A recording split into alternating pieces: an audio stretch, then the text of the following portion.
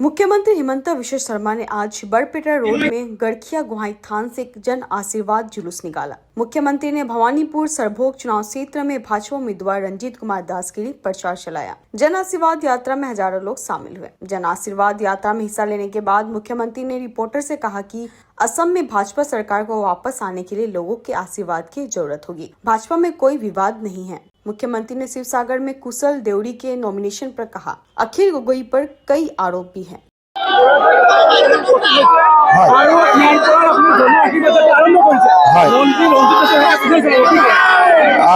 मंत्री रंजीत दास डांगरिया आगते बजाली समष्टित प्रतिनिधित्व करिছিল। এইবাৰ बजाली समष्टि आमी অসম গণ পৰিষদ দলক এৰি দিছো। तार परिप्रेक्षितत रंजीत दासे भवानीपुर खरबुग समष्टित प्रतिद्वंदिता करिब। मैं भवानीपुर खरबुगबासी राइजर ओचৰত আহিছো। तेखेतসকলে যাতে रंजीत दास डांगरियाक आशीर्वाद करे, बीजेपी सरकार आको हक, तार बारे जेन राइजे आमाक आशीर्वाद करे।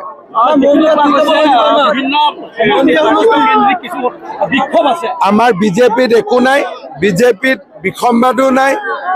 2-4 जने मात्र उठिছে, তেওঁলোকে উদ্ৰ কৰি ল'ব মোৰ বিশ্বাস। आमार बीजेपी एकदम क्लीन আছে। তেওঁৰ ওপৰতো বহুত অভিযোগ আছে। অখিল গগৈটো ধোৱা তুলসীৰ পাত নহয়, গতিকে তেওঁৰ ওপৰতো বহুত অভিযোগ আছে। হ'ব, ধন্যবাদ।